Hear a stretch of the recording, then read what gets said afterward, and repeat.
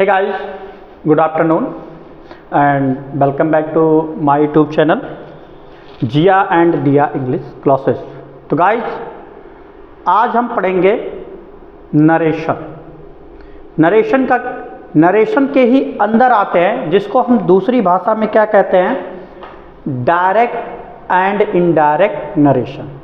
Direct and indirect narration, इसका जो पहला नाम होगा, पहली टॉपिक की अगर बात करेंगे तो इसको कहा जाता है नरेशन।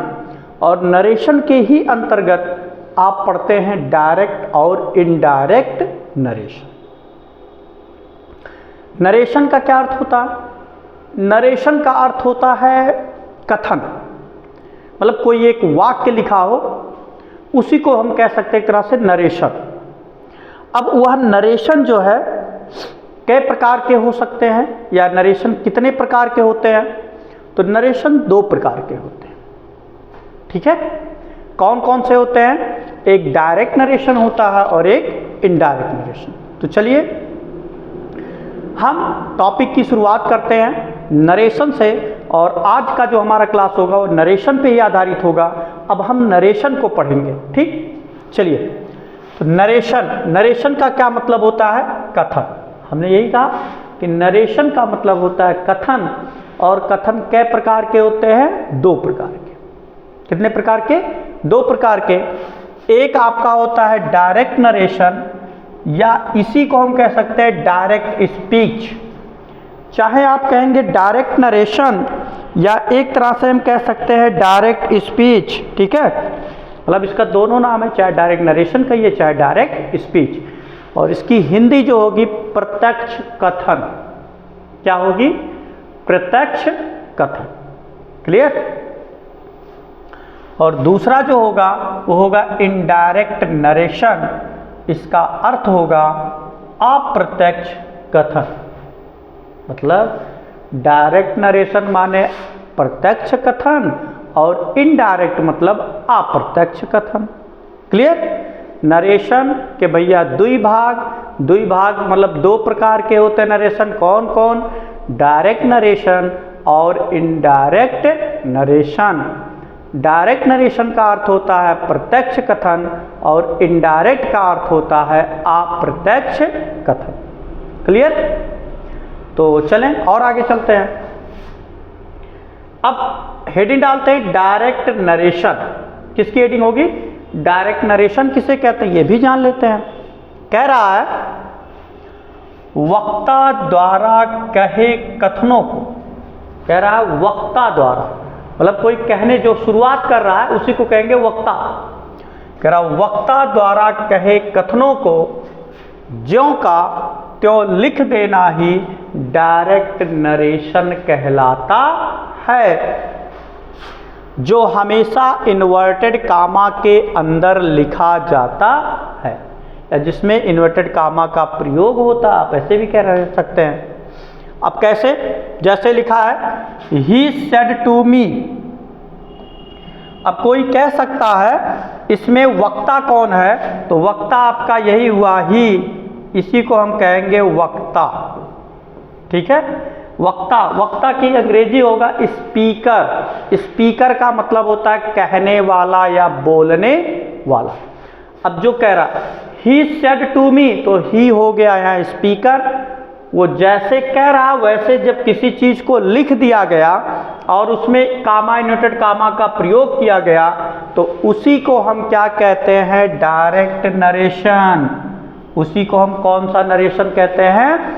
Direct narration. अगर ये मेरा ना समझ पाओ भैया तो आ जाते हैं हम थोड़ा सा अपने लैंग्वेज में। जैसे बप्पा कोनो काम कहीन, मतलब जैसे आपके पिताजी जब आपको कोई काम कहीन कि भैया कह डारो, तो के शुरुआत करते बा? पिताजी। तो पिताजी क्या हुए? स्पीकर। क्या हुए?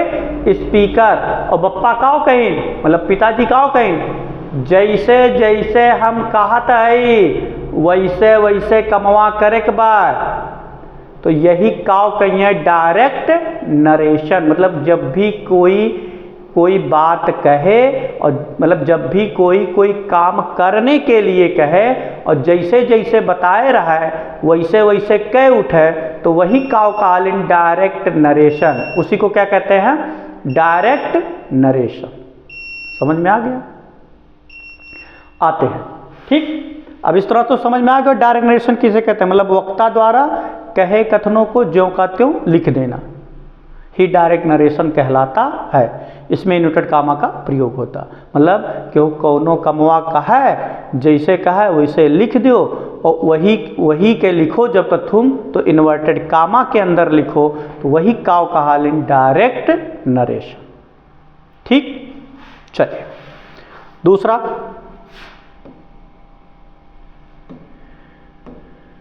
दूसरा आपका क्या है, दूसरा हेडिंग है इनडायरेक्ट नरेशन।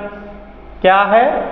इनडायरेक्ट नरेशन, वक्ता द्वारा कहे कथनों को ज्यों का त्यों ना लिखकर उनका भाव स्पष्ट करना ही इनडायरेक्ट नरेशन कहलाता है।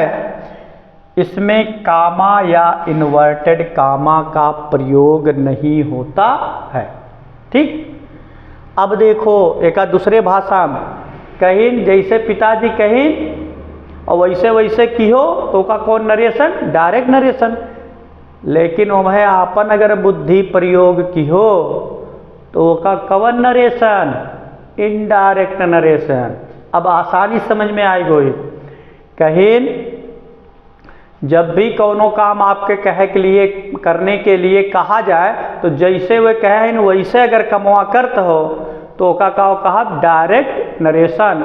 लेकिन उन्हें अगर हम अपने बुद्धि प्रयोग करते ही तो वो का हम कवन नरेशन, इनडायरेक्ट नरेशन। से घर वाले कहीं दाल बनाए लाओ, सॉरी दाल नहीं चलो मान लो कहीं चाय बनाए लाओ, अब वो कह दिए चाय बना लाओ लेकिन ये ना ही बताए ना कि काव मिलावे के।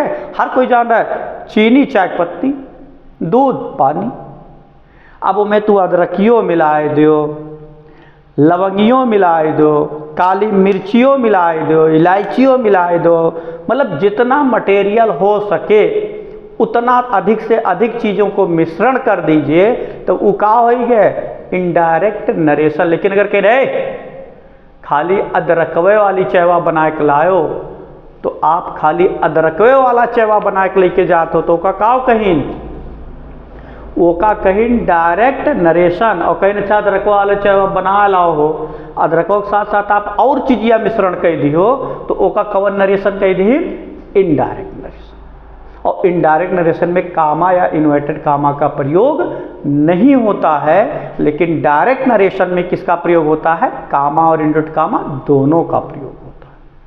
कैसे जानते हैं, देखिए इसमें क्या है, इसमें देखिए एक कामा का प्रयोग हुआ फिर इन्वर्टेड कामा का फिर लास्ट में। मगर अगर इस सेंस में लिखा इस तरह अगर कोई सेंटेंस लिखा है आपका,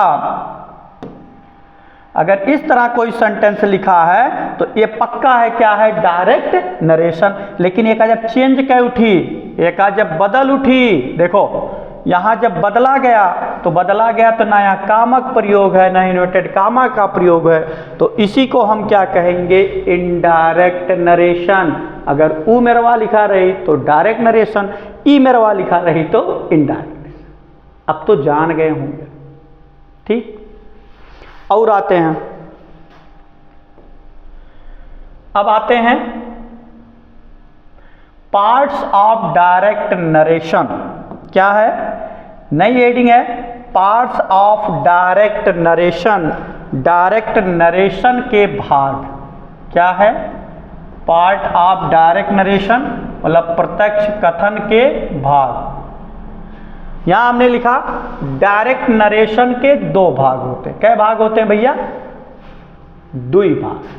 कै भाग, दुई, ठीक। अब दो कौन कौन से होते हैं वो भी हम जानने का प्रयास करेंगे। पहला होता है रिपोर्टिंग वर्ब, पहला रिपोर्टिंग वर्ब और दूसरा रिपोर्टेड स्पीच। अब इसको भी जानने का प्रयास करेंगे कि डायरेक्ट नरेशन में जो दो भाग होता है, रिपोर्टिंग वर्ब और रिपोर्टेड स्पीच, तो केका कहे, ठीक। चलिए आते हैं। और क्या है, पहली हेडिंग है रिपोर्टिंग वर्ब। वक्ता जहां से कहना शुरू करता है, वक्ता जहां से कहना शुरू करता है उसे हम रिपोर्टिंग वर्ब कहते हैं। क्या कहते हैं? उसे हम रिपोर्टिंग वर्ब कहते हैं, जो इन्वर्टेड कामा के बाहर लिखा होता है। कहाँ लिखा होता है भैया? इन्वर्टेड कामा के बाहर लिखा होता है। तो अब चलो तुम्हें हम एग्जाम्पल और सिखाए दी इसमें।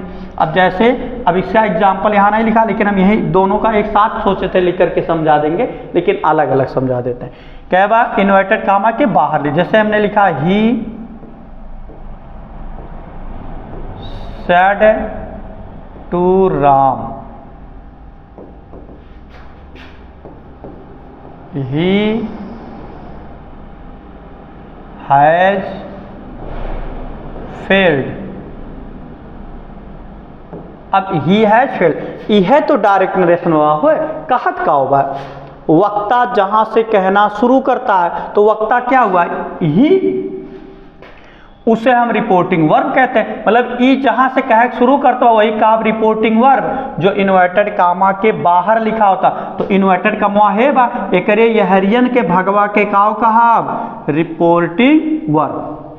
फिर से समझ लो, वक्ता जहां से कहना शुरू करता है भैया, वक्ता हो गए ही, उसी को हम रिपोर्टिंग वर्ब कहते हैं। तो ई जहां से कह शुरू करता है एक रिपोर्टिंग वर्ब कहा। लेकिन फिर ये क्या कहता, जो इन्वर्टेड कामा के बाहर लिखा होता है, इन्वर्टेड कामा ई बा, तो ई तो अंदरवा लिखा है ना, ये आपका जो है इन्वर्टेड कामा के अंदर लिखा और इन्वर्टेड कामा के बाहर इतना वाक्य लिखा हुआ, ही सेड टू राम। तो ही सेड टू राम एक हम का कहा रिपोर्टिंग वर्ब कहा रिपोर्टिंग वर्ब। समझ में आ गया?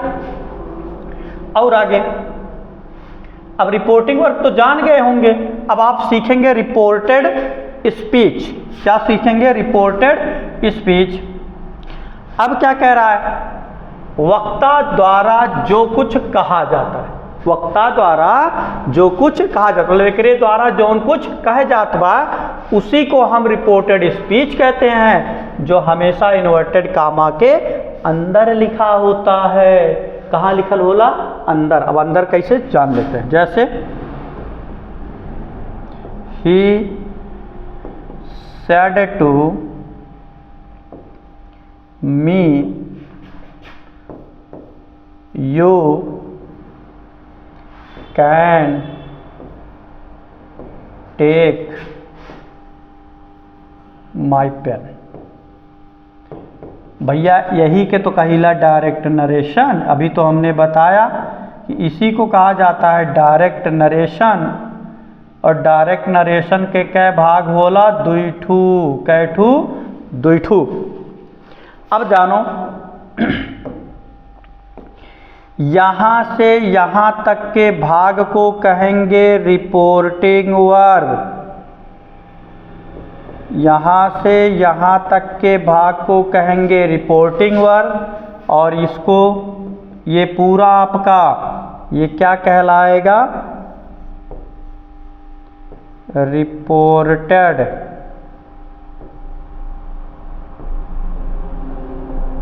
स्पीच। क्या कहलाएगा ये? Reported speech. फिर से समझो, क्या कहवा? उसे हम रिपोर्टिंग और जो इन्वर्टेड कामा के बाद। अब देखो, इन्वर्टेड कामा से जो बाहरवा लिखल रही वही के हम कहा रिपोर्टिंग वर्ब। का कहा? उसी को हम कहेंगे रिपोर्टिंग वर्ब। और जो है इन्वर्टेड कामा के अंदरवा लिखल रही उसी को हम क्या कहेंगे? Reported speech. का कहा? Reported speech. हाँ, जुगाड़ ना लगाओ कि जोन अगवा रही वो का हम कहा रिपोर्टिंग वर्ब और जोन बदवा रही वो का हम कहा रिपोर्टेड स्पीच। ऐसा जुगाड़ तोरे लोग के काम नहीं करी। कहा नहीं काम करी? कब्बो कब्बो ये चीजिया यहरियन तय देला और ये चीजिया यहरियन उल्टा लिख देता है। तो आगे पीछे वाला ट्रिक मत लगाइएगा। हाँ, ये ट्रिक लगाओ जो कामा से पहले लिखल रही, कामा के बाहरे रही वही कहा रिपोर्टिंग वर्ब, और जो कामा के अंदर लिखा रही वही कहा हम रिपोर्टेड स्पीच। ठीक। अब आ जाइए, क्या है नया हेडिंग? डायरेक्ट स्पीच के मुख्य बिंदु क्या है? डायरेक्ट स्पीच के मुख्य बिंदु। अब मुख्य बिंदु में क्या क्या है ये भी हम जान लेते हैं। ठीक, 4 डायरेक्ट स्पीच के, तो हम इस मुख्य बिंदु को समझने के लिए एक डायरेक्ट नरेशन का जो मतलब सेंटेंस होगा उसको हम लिख लेते हैं। ठीक, चलिए जैसे लिखा है हम यहाँ लिख लेते हैं, Ram said to you I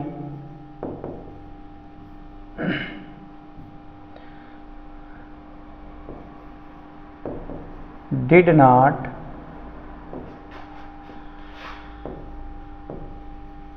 write this letter। ये क्या है? आपका डायरेक्ट नरेशन। क्या है? इसी को हम क्या कहते हैं? डायरेक्ट। अभी हमारा डायरेक्ट नरेशन में ही चल रहा है, इनडायरेक्ट नरेशन नहीं चला, लेकिन ये भी जान लीजिए आज आपका डायरेक्ट नरेशन हो जाएगा यहीं पे। अब क्या कह रहा? पहला पॉइंट, डायरेक्ट स्पीच में वक्ता द्वारा कहे कथनों को हम इन्वर्टेड कामा के अंदर लिखते हैं, या अंदर हम इन्वर्टेड कामा के अंदर लिखते हैं। इस तरह लिख दें, हम इन्वर्टेड कामा के अंदर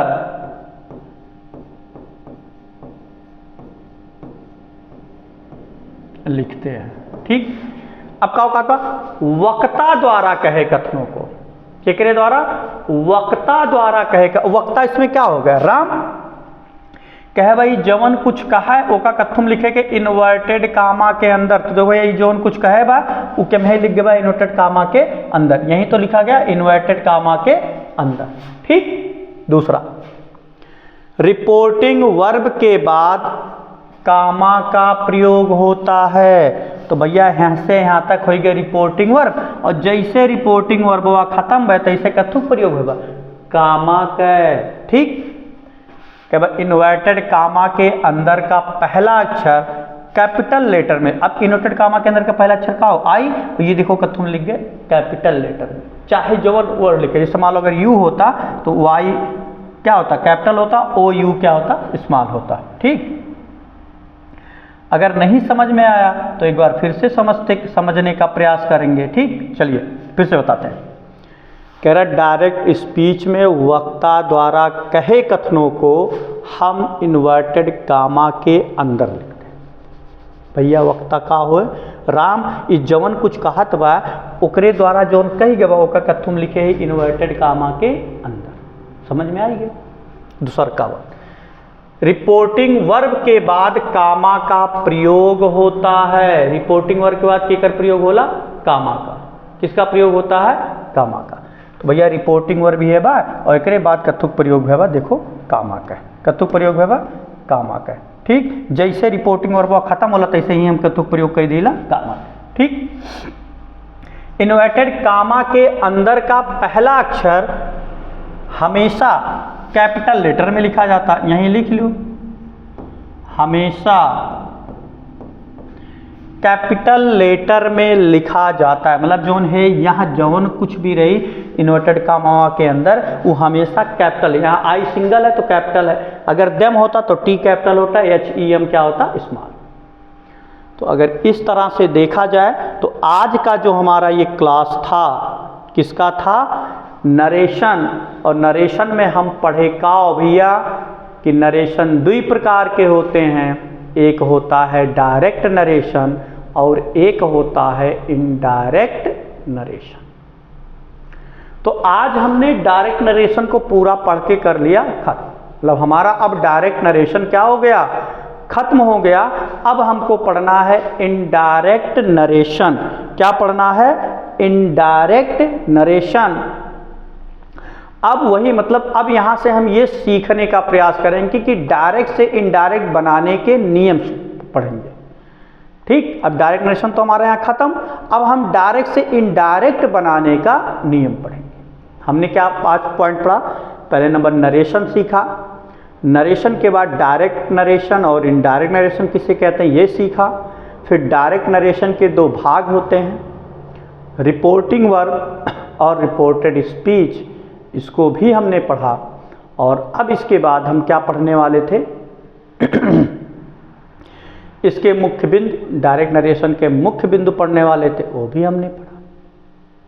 तो इस तरह से आपका यहाँ डायरेक्ट से इनडायरेक्ट बनाने का नियम जो होगा अब यहाँ से शुरू होगा। अब उसके क्या क्या नियम हैं, जो भी आपके 5-7 नियम हैं, वो हम अगले वीडियो में जानने का प्रयास करेंगे। तो एक बार ज़रूर आप कमेंट करके ये बताएं कि ये जो नरेशन का क्लास रहा ये आपको कैसा लगा और समझ में आ रहा है या नहीं आ रहा है। मैंने इसको बहुत ही सरलतापूर्वक समझाने का आपको प्रयास किया है कि जो आपको अच्छी तरह से समझ में आ जाए। और इसी के साथ आज का ये हमारा नरेशन का क्लास होता है ख़त्म। फिर अगले वीडियो में हम फिर मिलेंगे, लेकिन नरेशन का क्लास लंबा जाएगा, तो हम चाहेंगे कि जब भी आप इस वीडियो को आप अपलोड किया जाएगा तो नरेशन का पार्ट 1, पार्ट 2, पार्ट 3, पार्ट 3, 4, 5 ऐसे करके डाला जाएगा, ताकि आपको पढ़ने में आसानी हो। जैसे आज का जो क्लास यहीं पर हुआ, ये नरेशन पार्ट 1, कल का जो क्लास होगा वो नरेशन पार्ट 2, फिर अगले दिन होगा वो नरेशन पार्ट 3। तो ऐसे करके मतलब वीडियो को हम डालते रहेंगे, जिससे आपको पठन पाठन में कोई दिक्कत ना आने पाए, ठीक है। और फिर एक बार आप लोगों से रिक्वेस्ट है कि प्लीज़ मेरे चैनल को अधिक से अधिक सब्सक्राइब करवाइए, शेयर भी कीजिए अपने शुभचिंतकों के पास या जो भी पहचानने वाले हैं, और अधिक से अधिक वॉच भी कीजिए। तो इसी के साथ मैं आज का क्लास यहीं पे करता हूँ ख़त्म। फिर अगले वीडियो में फिर इसके अगले भाग को लेकर के हम आप लोगों के बीच उपस्थित होंगे। तब तक के लिए सभी लोगों को गुड नाइट। कहने से पहले यही कहेंगे कि इसका नोट्स भी बनाते रहिए आप लोग, जो भविष्य में या कभी ना कभी आपको काम कर देगा, ठीक। तो चलिए सभी लोगों को गुड नाइट।